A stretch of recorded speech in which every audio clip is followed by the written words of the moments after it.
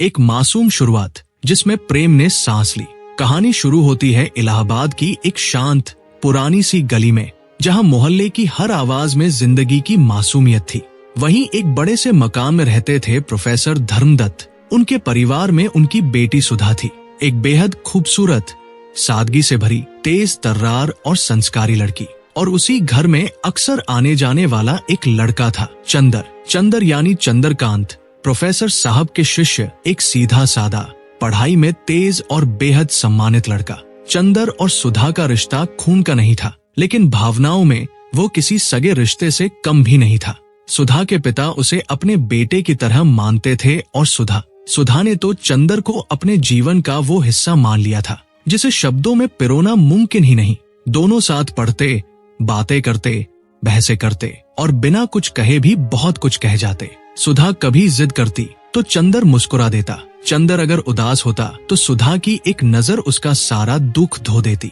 ये रिश्ता था मगर नामहीन, और शायद इसलिए ही इतना गहरा, इतना सच्चा। बेनाम मोहब्बत का भ्रम। वो उम्र ही कुछ ऐसी थी जब दिल बिना इजाजत धड़कने लगता है और इंसान अपने जज्बातों को समझ नहीं पाता। चंदर को सुधा की आदत सी हो गई थी, और सुधा की तो शायद जिंदगी ही चंदर थी। पर चंदर ने कभी अपने दिल को सुधा से जोड़ने की इजाजत नहीं दी। क्यों? क्योंकि वह खुद को प्रोफेसर साहब का कर्जदार समझता था। वह जानता था कि जो कुछ भी वह है वो सुधा के पिता की वजह से है, और एक तरह से वह सुधा को अपनी बहन, दोस्त या एक जिम्मेदारी मान बैठा था। वही सुधा ने अपने मन में चंदर के लिए एक सपना बुन लिया था। उसने चुपचाप चंदर को चाहना शुरू कर दिया था, और शायद ये चुप्पी ही उसकी सबसे बड़ी ताकत और सबसे बड़ी कमजोरी बन गई।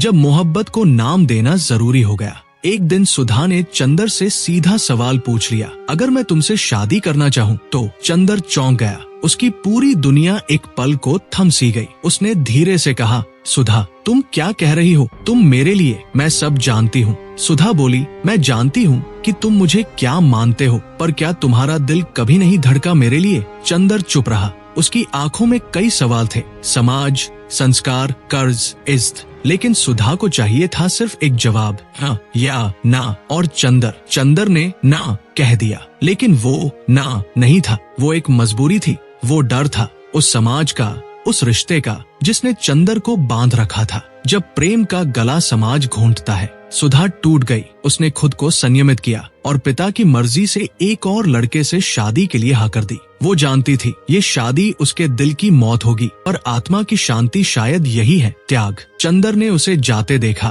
पर रोका नहीं। उसकी आत्मा चिल्ला रही थी पर जुबान पर ताले थे। वो समाज से लड़ नहीं सका, वो खुद से लड़ सका, लेकिन सुधा के लिए एक कदम आगे नहीं बढ़ सका। शादी के बाद सुधा के खत आए, कभी दर्द से भरे हुए, कभी शांत से। उसने लिखा, चंदर, मैं अपने पति के साथ हूँ, पर आत्मा अब भी तुम्हारे पास है। क्या तुम अब भी मुझे वैसे ही याद करते हो? चंदर हर खत को पढ़ता, भीगते हुए, पर जवाब नहीं देता। गुनाहों के देवता का जन्म। अब चंदर अकेला था और भीतर एक तूफान। वह खुद को शराब, स्त्रियों और गुनाहों की दुनिया में घसीटता चला गया, लेकिन उसकी आत्मा अब भी सुधा के नाम की माला जपती रही। उसने कई औरतों से रिश्ता बनाने की कोशिश की, पम्मी, बीना, मालती, लेकिन किसी के साथ वो चैन नहीं पा सका।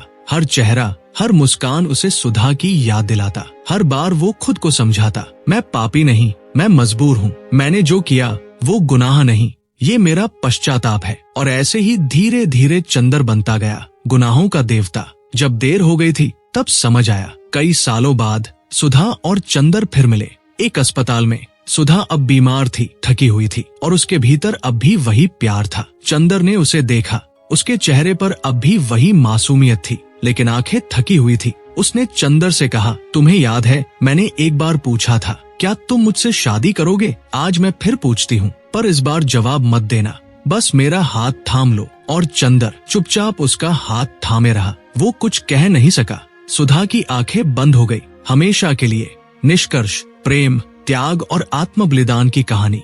गुनाहों का देवता कोई साधारण प्रेम कहानी नहीं थी। ये उस समय की कहानी थी जब प्रेम को त्याग समझा जाता था, जहाँ रिश्तों को समाज की इजाजत की जरूरत होती थी, जहाँ दो लोग एक दूसरे को पूरी आत्मा से चाह सकते थे, फिर भी जिंदगी साथ नहीं बिता सकते थे। चंदर ने सुधा को कभी आई लव यू नहीं कहा, पर उसकी हर सांस, हर गुनाह हर अश्रु यही कहता रहा, मैं तुमसे मोहब्बत करता हूँ सुधा। और सुधा वो तो जन्म से ही चंदर की थी, उसने कभी और किसी के लिए दिल में जगह बनाई ही नहीं। ये कहानी थी उस प्रेम की जो आज के समय में भी जीवित है, मगर समझने वाले कम है। संगीत धीमा पड़ता है और आवाज गहराई से कहती है, क्या आज भी तुम किसी को ऐसा प्यार करते हो जिसके लिए तुमने सब कुछ खो दिया हो? क्या तुम भी कभी गुनाहों के देवता बने थे? सुधा की चुप्पी और चंदर का बिखराव।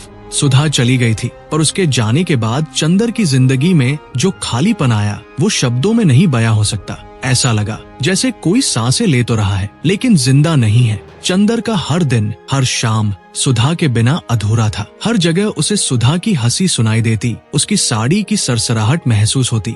वो कॉफी का प्याला अब फीका लगने लगा। किताबें जो पहले जीवन थी अब बोझ बन गई थी। विश्वविद्यालय के वो गलियारे जहाँ चंदर अपने विचारों की उड़ान भरता था अब वीरान लगते। सुधा के जाने के बाद चंदर ने खुद को संभालने की बहुत कोशिश की। उसने समझाया खुद को, सुधा अब खुश है, वो आगे बढ़ गई है, मुझे भी बढ़ना होगा। पर सवाल ये था, क्या वाकई सुधा आगे बढ़ी थी? और क्या चंदर कभी सुधा से आगे बढ़ पाया? पम्मी और अधूरे रिश्तों की परछाइयाँ। चंदर की जिंदगी में पम्मी आई, एक आधुनिक खुले विचारों वाली लड़की जो चंदर से बेहद प्रभावित थी। वो उसे समझना चाहती थी, उसके करीब आना चाहती थी। उसने चंदर से कहा भी, तुम सुधा को क्यों नहीं भूल जाते? मैं तुम्हारे साथ हूँ। चंदर मुस्कुरा दिया। वो मुस्कान नहीं थी, वो एक कटाक्ष था उस वक्त पर जो उसे अब सुधा से दूर कर चुका था। पम्मी, मैं सुधा को नहीं भूलना चाहता क्योंकि वो कोई लड़की नहीं, वो मेरा विश्वास थी, मेरी सच्चाई थी। पम्मी के साथ चंदर ने वक्त बिताया,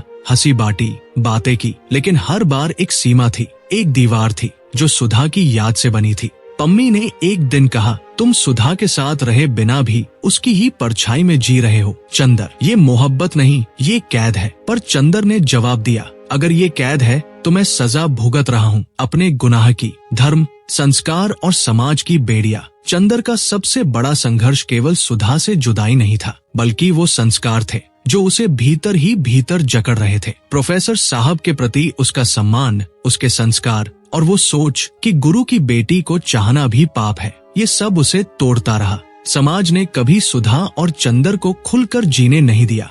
और सच तो ये है, आज भी न जाने कितने सुधा और चंदर हमारे आसपास हैं, जो प्यार करते हैं लेकिन समाज से डरते हैं। आज भी बहुत से चंदर हैं जो सोचते हैं, मैं योग्य नहीं हूँ, मैं क्या दे सकता हूँ उसे। और बहुत सी सुधा है जो चुपचाप सह जाती है, वो अगर चाहता तो आ जाता, शायद मेरी कद्र ही नहीं थी। पर ये हकीकत नहीं होती, ये जज्बात होते हैं, बिना नाम के, बिना जगह के, लेकिन सच्चे। जब सुधा की चिट्ठियां उसका अंतिम संदेश बन गई। सुधा की शादी के कुछ साल बाद उसके कुछ खत चंदर को मिले। उनमें लिखा था, चंदर, तुम्हारे बिना जीना ऐसा है जैसे किसी कविता के बीच से शब्द निकाल लिए जाए। मैं रोज अपने पति से बात करते हुए भी तुम्हें ढूंढती हूँ। मैं हर मंदिर में तुम्हारी सलामती की दुआ मांगती हूँ, पर खुद के लिए कभी कुछ नहीं मांग सकी। तुमने मुझे ना कहा, लेकिन मैं जानती हूँ वो ना तुम्हारी जुबान की थी, दिल की नहीं। क्या कभी हम फिर मिलेंगे? हर चिट्ठी में सुधा की सिसकती आत्मा बोलती थी और चंदर हर बार रो देता था,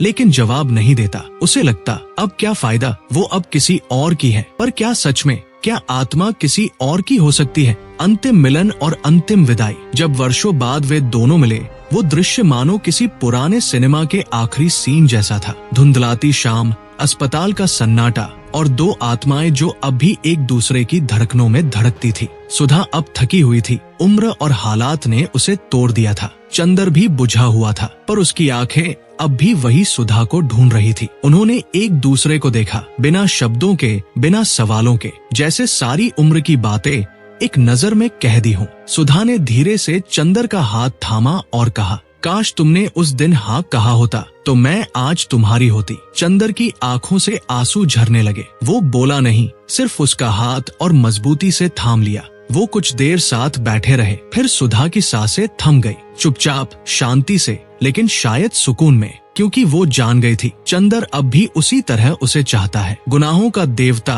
क्यों अमर है? ये उपन्यास केवल सुधा और चंदर की कहानी नहीं है, ये हम सब की कहानी है। हम सब ने कभी न कभी किसी को चाहा है जिसे पाना मुमकिन नहीं था। हम सब ने कभी न कभी वो चुप्पी ओढ़ी है जो प्यार के रास्ते की सबसे बड़ी दीवार होती है। गुनाहों का देवता हमें बताता है कि प्यार केवल साथ रहने का नाम नहीं, बल्कि प्यार वो होता है जो हम अपने अंतर्मन में आजीवन जीते हैं। चंदर और सुधा का प्यार कभी पूरा नहीं हुआ, लेकिन यही अधूरापन उसे अमर बना गया। कभी सोचा है, अगर सुधा और चंदर आज के जमाने में होते तो क्या उनका प्यार पूरा हो पाता, या फिर समाज अब भी मोहब्बत को बांधने की कोशिश करता रहता। चंदर का आत्मग्लानि से भरा जीवन। सुधा की मृत्यु के बाद चंदर पूरी तरह से टूट गया। अब वो न सिर्फ अकेला था, बल्कि अब वो अपने आप से घृणा करने लगा था। उसे लगता था, मैंने सुधा को मारा है, ना कहकर, खामोश रहकर, समाज से डर कर। उसने अपनी डायरी में लिखा, मैंने सुधा को खोया नहीं, मैं सुधा को मार आया हूँ। हर उस रात को जब मैं उससे कुछ कह सकता था, मैंने चुप्पी ओढ़ ली, और वो चुप्पी ही उसका कफन बन गई। चंदर अब जी नहीं रहा था, बस दिन काट रहा था। वो विश्वविद्यालय में पढ़ाने जाता, पर उसकी आंखें शून्य में खोई रहती। छात्र उससे सवाल पूछते और वो सुधा के जवाब याद करता। वो सड़क पर चलते हुए भी हर गुजरती लड़की में सुधा की परछाई ढूंढता। जब चंदर ने खुद को सजा दी, अब चंदर ने खुद से एक वादा किया, मैं सुधा की याद को अपने कर्मों से धोऊंगा। वो एक साधु की तरह जीने लगा। शराब, स्त्रियां, सब कुछ छोड़ दिया। वो उन छात्रों की मदद करने लगा जो टूटे हुए थे, प्यार में हारे हुए थे। एक दिन एक छात्र ने उससे पूछा, सर, क्या सच्चा प्यार कभी अधूरा रह सकता है? चंदर की आंखें भर आई। उसने सिर्फ इतना कहा, सच्चा प्यार कभी अधूरा नहीं होता, वो तो आत्मा में बसता है। अगर वो साथ ना भी रहे तब भी जिंदा रहता है, सांसों में, सपनों में और पछतावे में। सुधा का सपना जो चंदर ने पूरा किया। सुधा एक बार कहा करती थी, काश एक ऐसा घर हो जहाँ हर टूटे दिल को सुकून मिले, जहाँ कोई चंदर और सुधा फिर अधूरे ना रह जाए। चंदर ने सुधा के नाम पर एक छोटी सी पाठशाला शुरू की, सुधा सदन, जहाँ वो मुफ्त में बच्चों को पढ़ाने लगा। उसने वहाँ हर दीवार पर सुधा की पंक्तियाँ लिखवाई, जो दिल से चाहो वो छिन जाए तो फिर उसे भूलो मत, उसे जियो। वहाँ हर साल सुधा की पुण्यतिथि पर मोमबत्तियां जलाई जाती और चंदर चुपचाप सबसे पीछे बैठा रहता। चंदर की अंतिम डायरी। कहते हैं, मरने से पहले इंसान की आत्मा सबसे सच्ची बातें लिखती है। चंदर की आखिरी डायरी में लिखा था, सुधा, मैं हर जन्म में तुझसे मिलूंगा, चाहे तुझसे ना कह सकूं, लेकिन हर जन्म में तुझे चाहूंगा। इस जन्म में तुझे खो दिया, शायद अगले जन्म में हिम्मत होगी। मैंने तुझे सिर्फ दिल से चाहा, लेकिन जुबान से कभी कह नहीं पाया, और मेरी यही खामोशी मेरी सबसे बड़ी सजा बन गई। गुनाहों का देवता का वो प्रश्न जो आज भी जिंदा है। ये उपन्यास हमसे एक सवाल पूछता है, क्या सच्चे प्यार को समाज की इजाजत चाहिए? क्या चंदर का ना कहना गुनाह था, या सुधा का बिना सवाल किए चली जाना बलिदान? क्या चंदर पापी था, या वो देवता था जो अपने गुनाहों की सजा खुद भुगतता रहा? ये सवाल आज भी हर प्रेम कहानी में गूंजता है। हर वो लड़का जो ना कहता है, अपने अंदर रोता है। हर वो लड़की जो सुनने की उम्मीद छोड़ देती है, अपने अंदर मरती है। अंतिम शब्द एक खामोश मोहब्बत की अमर आवाज। गुनाहों का देवता केवल प्रेम कथा नहीं है, ये एक मौन संवाद है दो आत्माओं के बीच, जहाँ शब्द कम पड़ जाते हैं पर आंखें सब कुछ कह देती है। जहाँ रिश्तों का कोई नाम नहीं, फिर भी वो सबसे पवित्र बन जाते हैं। चंदर और सुधा एक दूसरे से कभी कुछ नहीं कह पाए, फिर भी पूरी उम्र एक दूसरे को जीते रहे। कभी किसी को इस तरह चाहा है कि उसे खो देने के बाद भी आप बस उसी के लिए जीते रहे हो? अगर हाँ, तो शायद आप भी किसी सुधा या चंदर की कहानी जी चुके हैं। वक्त गुजरता गया, लेकिन चंदर वहीं अटका रहा। सुधा की मुस्कान में, उसकी चिट्ठियों में, उसकी यादों में। अब वह बूढ़ा हो गया था, बाल सफेद हो चुके थे, पर दिल अब भी सुधा के लिए धड़कता था। वो अपनी कुर्सी पर बैठा रोज उसी नीम के पेड़ को देखता जहाँ वो सुधा से चुपचाप बातें करता था। कभी हवा में सरसराहट होती तो उसे लगता, शायद सुधा आज फिर मिलने आई है। एक शाम जब सूरज ढल रहा था और आसमान में हल्की सी ठंडी हवा बह रही थी, चंदर ने आंखें मूंद ली और एक आखिरी ख्वाब देखा, आखिरी सपना, जहाँ सुधा और चंदर फिर साथ थे। उस सपने में चंदर एक बगिया में खड़ा था, जहाँ फूल खिले थे, हवा मीठी थी और हर ओर शांति थी। और फिर सामने से सुधा आई, वही गुलाबी साड़ी, वही मुस्कान, वही आंखें जो सब कुछ कह जाती थी। चंदर ने कहा, सुधा, मैं बहुत देर कर चुका हूँ। सुधा ने हंसते हुए जवाब दिया, नहीं चंदर, मोहब्बत कभी देर नहीं होती, बस वक्त को समझने की जरूरत होती है। वो दोनों साथ चलने लगे, बिना डर, बिना संकोच। ना कोई समाज, ना संस्कार, ना कोई डर, बस दो आत्माएं जो अब पूर्ण थी। चंदर की विदाई, लेकिन कहानी की शुरुआत अगली सुबह सुधा सदन की खिड़की से लोगों ने देखा। चंदर अपनी कुर्सी पर चुपचाप बैठा था, आंखें बंद, चेहरा शांत, हाथ में वही पुरानी डायरी थी और उसके ऊपर रखी थी सुधा की चिट्ठी। चंदर इस दुनिया से जा चुका था, लेकिन वो कभी गया ही नहीं। उसकी कहानी अब हर उस दिल में जिंदा थी जो अधूरे प्यार को समझता था, हर वो इंसान जो मोहब्बत में चुप रह गया था, हर वो सुधा जिसने समझौता किया था, हर वो चंदर जिसने खुद को रोक लिया था। अंतिम भाव ये केवल उपन्यास नहीं, आईना है। गुनाहों का देवता एक किताब नहीं, ये एक आईना है जिसमें हम सब झांक सकते हैं। ये हमें सिखाता है कि प्यार केवल पा लेने का नाम नहीं है। हर अधूरी कहानी में एक खासियत होती है, वो हमेशा याद रहती है। और सबसे जरूरी, अगर आप किसी से सच्चा प्यार करते हैं तो कहिए, वक्त का इंतजार मत कीजिए, क्योंकि अगर चंदर ने कह दिया होता तो शायद आज ये कहानी कुछ और होती। कभी किसी के लिए खामोश प्यार किया है, कभी किसी को खोकर सारी उम्र उसी की याद में जिया है, तो आप गुनाहों का देवता नहीं, आप खुद एक कहानी है जिसे कोई सुने, समझे और याद रखे।